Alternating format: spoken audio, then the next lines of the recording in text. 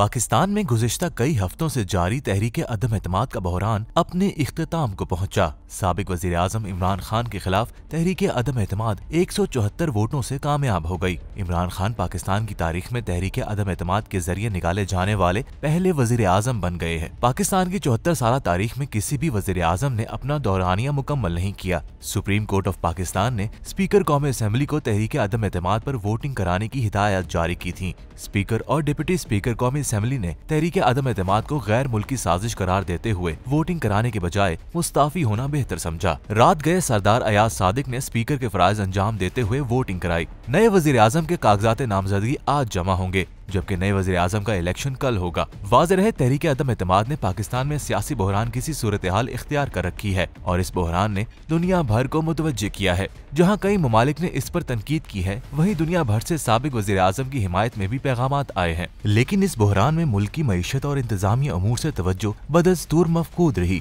जिसकी वजह से पाकिस्तान का मुस्तकबिल कुछ ज्यादा ताबनाक नजर नहीं आता।